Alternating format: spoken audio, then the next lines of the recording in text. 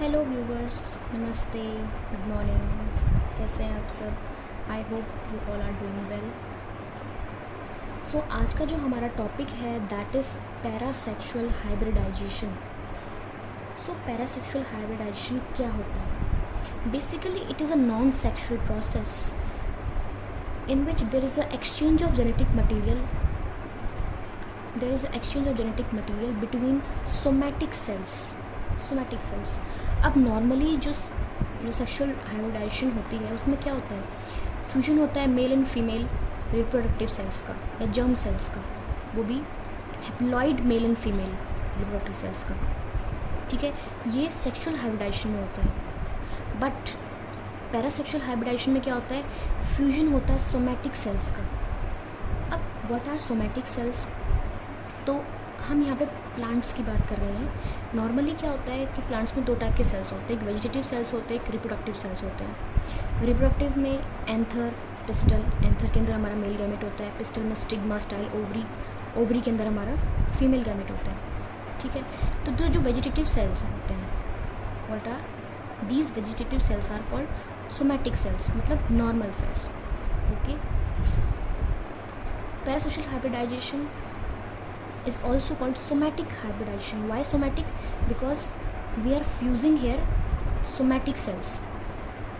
Okay, now parasexual hybridization में we basically use protoplast.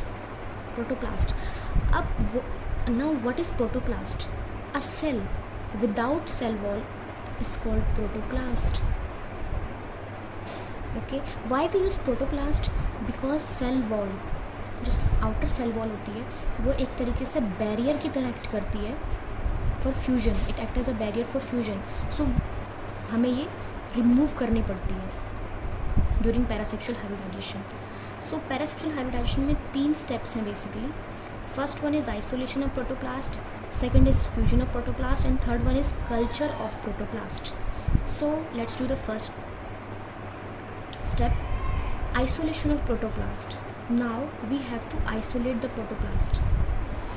Isolate करना है प्रोटोप्लास्ट, इट मीन्स हमें सेल वॉल को रिमूव करना पड़ेगा, because somatic cells are bounded by rigid cellulosic wall and are interconnected with each other by pectin rich matrix. Fine, as you all know, cell wall किसकी बनी होती है? Cellulose, hemicellulose and pectin. Fine, तो we have to remove this to isolate the protoplast. So 2 methods हैं हमारे पास protoplast को isolate करने के। One is mechanical disruption and second one is enzymatic dissolution. पहला वाला है mechanical disruption, means mechanically protoplast को आइसोलेट करेंगे। कैसे करेंगे? ये हमने सेल लिया, हमने कोई भी सेल लिया, हमने इसका हमने प्रोटोप्लास्ट आइसोलेट करना है। हम कैसे करेंगे? पहले को हम सेल को प्लेस करेंगे हाइपरटोनिक सॉल्यूशन में। हाइपरटोनिक का मतलब क्या होता है? यहाँ पे हाई सॉल्ट कंसंट्रेशन होगी। अगर यहाँ पे हाई सॉल्ट कंसंट्रेशन है तो यहाँ इसका वाटर पोटेंशियल क्या होगा? लो। ये सेल है और सेल है, ठीक है। वाटर हमेशा कहाँ मूव करता है? Water move always from high water potential to low water potential, high to low. अब यहाँ पे लो वाटर पोटेंशियल है तो obviously water will move from high water potential to low water potential, तो सेल विल प्लाज्मोलाइज्ड।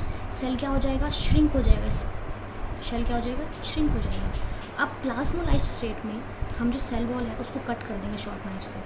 क्या कर दिया हमने? कट कर दिया। फिर अगेन ये जो सेल है इसको हम हाइपोटोनिक सॉल्यूशन में डालेंगे। हाइपो मतलब अब यहाँ पे सॉल्ट कंसनट्रेशन हमने लो ले ली। अगर हमने लो सॉल्ट कंसंट्रेशन ली है तो यहाँ पे पोटेंशियल क्या होगा? High water potential. Again will जो वाटर होगा वो इसके अंदर चला जाएगा। किसमें? High water potential to low water potential, इस सेल के अंदर। तो सेल क्या हो जाएगा? सेल स्वेल हो जाएगा। और जो जहाँ हमने कट लगाए थे वहाँ से वो प्रोटोप्लास्ट बाहर आ जाएगा। Release of protoplast through cut ends. Fine, mechanical disruption में हमने ये किया। पहले हमने सेल को प्लाज्मोलाइज्ड किया, हाइपरटोनिक सॉल्यूशन में रखा, फिर हमने कट किया उसको, मतलब उसका डाइसेक्शन वगैरह किया, उसका सेल वॉल हमने रिमूव करी मैकेनिकली विद नाइफ।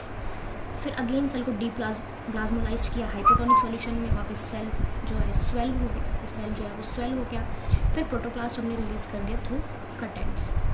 लेकिन मैकेनिकल डिस्ट्रप्शन मेथड बिल्कुल, अगर इसका एडवांटेज तो आई थिंक नहीं है, इसकी डिसएडवांटेज ज़्यादा है। क्यों? क्योंकि हम मैकेनिकली कोई चीज़ कर रहे हैं तो कोई क्या हो जाएगा, सेल डैमेज होने के चांसेस बहुत ज़्यादा रहते हैं, तो इस मेथड को हम जनरली प्रेफर नहीं करते।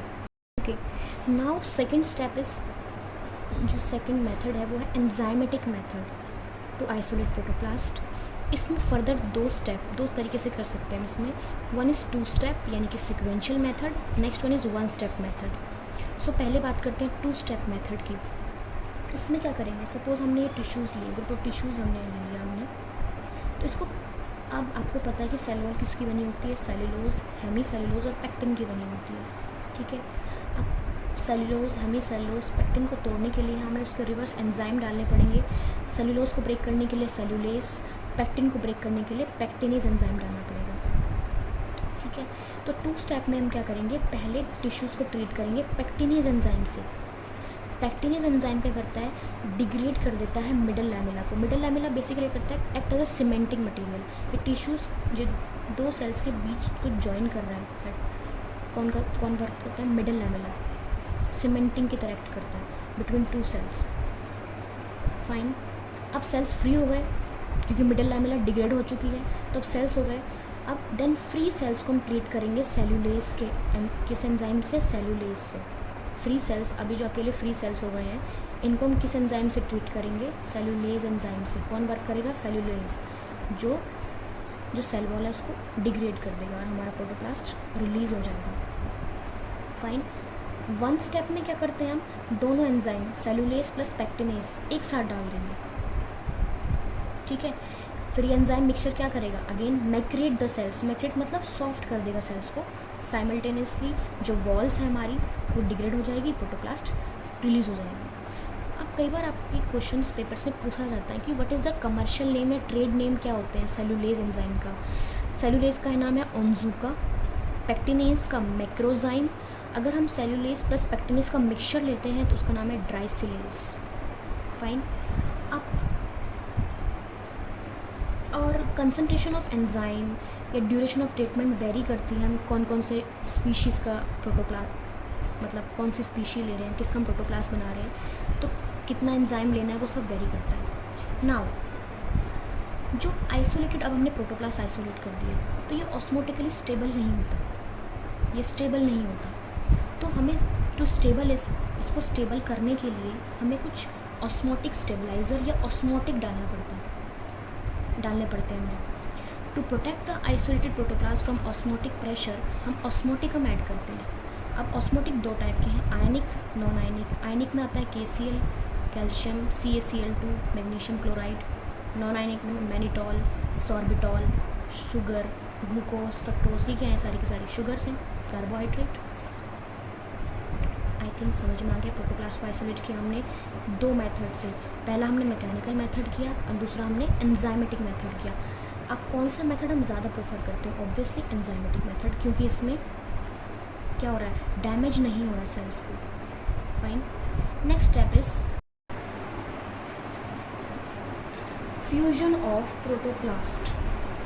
अब फ्यूजन ऑफ प्रोटोप्लास्ट में होगा क्या, अब जितने भी हमने प्रोटोप्लास्ट आइसोलेट कर लिए हैं अलग अलग स्पीशीज़ के, ठीक है, इनको हम फ्यूज़ कराएंगे।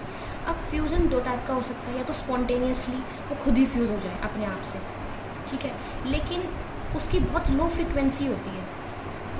मतलब जो प्रोटोप्लास्ट अपने आप से फ्यूज़ करेंगे उसकी फ्रिक्वेंसी बहुत कम होगी हेट्रोकैरियन बनने की। हेट्रो मतलब डिफरेंट, कैरियन मतलब nucleus, this is heterokaryon, different nucleus. तो इसकी फ्रिक्वेंसी बहुत कम होगी नॉर्मली जो स्पॉन्टेनियस फ्यूजन से बनेगा। इसलिए हमें फ्यूजोजन जो फ्यूज़ करा पाए वो एजेंट्स डालने पड़ते हैं, लाइक पेग। इसका बहुत अच्छा एग्जांपल है पेग। बहुत सारे एग्जांपल होते हैं पर आप पेग याद रखिए, कॉमन एग्जांपल है, मतलब कॉमनली यूज़ किया जाता है। पॉलीइथाइलिन ग्लाइकॉल यूज़ किया जाता है to get better frequency of heterokaryon formation. अब देखिए ये पूरा का पूरा मेथड दे रखा है, एक्सप्लेन कर रखा है। सपोज पेरेंट प्लांट ये हमने ए लिया है, ये पेरेंट प्लांट बी, हमने प्रोटोप्लास्ट आइसोलेट किया इसका भी और इसका भी। फाइन, फिर फ्यूज़ करने के लिए हमने केमिकल्स डाले लाइक पेग। प्रोटोप्लास्ट फ्यूजन हुआ, तो हमारे पास जो प्रोटोप्लास्ट आया कैसा है, ये हेट्रोकैरियोन, मतलब डिफरेंट न्यूक्लियस है इसके पास। इसकी प्लाज्मा मेम्ब्रेन धीरे धीरे पहले पास में आएंगे प्रोटोप्लास्ट दोनों, फिर धीरे धीरे इनकी प्लाज्मा मेम्ब्रेन फ्यूज़ करेगी, और ये जो अब प्रोटोप्लास्ट है इसके पास दोनों डिफरेंट न्यूक्लियस है, इस हेट्रोकैरियोन। ठीक है, फाइन। अब जो सोमैटिक सेल्स होते हैं नॉर्मली वो कैसे होते हैं, डिप्लॉइड। क्या होते हैं, डिप्लॉइड। ये क्या है, ये प्रोटोप्लास्ट जो है ये डिप्लॉइड है। लेकिन जो अब ये हेट्रोकैरियोन बना है ये कैसा है, टेट्राप्लॉइड। कैसा है, टेट्राप्लॉइड। तो देखो पैरासेक्सुअल टेक्निक से हम टेट्राप्लॉइड प्रोटोप्लास्ट या सेल जनरेट कर सकते हैं। लास्ट स्टेप में चलते हैं। जो लास्ट स्टेप है हमारा that is culturing of protoplast. क्या है हमारा last step, culturing of protoplast. अब हमने प्रोटोप्लास्ट फ्यूज़ भी कर दिया, लेकिन हमें कैसे पता चलेगा कि कौन से फ्यूज़ हुए हैं, कौन से नहीं हुए हैं। ठीक है, तो जो फ्यूज़ हो गए हैं उनको हम, जो फ्यूज़ नहीं हुए हैं उनको मैकेनिकली रिमूव कर देंगे from mix population, and then these fuse products are cultured on appropriate media. दोबारा बोलती हूँ, कल्चरिंग ऑफ प्रोटोप्लास्ट में हम क्या करेंगे, important step in culturing is to find और आइडेंटिफाई द फ्यूजन प्रोडक्ट्स। अब जो भी प्रोडक्ट फ्यूज़ हो चुके हैं उसको मैकेनिकली रिमूव कर लेंगे फ्रॉम मिक्स्ड पॉपुलेशन, और फिर इन फ्यूज प्रोडक्ट को कल्चर करेंगे एप्रोप्रिएट मीडिया में। मीडिया क्या होता है, कोई सा भी मीडिया हो सकता है। सपोज दिस इज़ ऐसे मीडिया हमने लिया है, अगर यहाँ पे सपोज मीडिया है, इसमें सारी रिक्वायरमेंट होती हैं जो एक सेल को ग्रो करने के लिए दी जाती हैं। सारी की सारी रिक्वायरमेंट होगी, कार्बन सोर्स होगा, नाइट्रोजन होगा, विटामिन्स होंगे और हार्मोन्स होंगे, सारी चीज़ें। तो ये जो प्रोटोप्लास्ट है ये इसमें हम इसको कल्चर कर देंगे।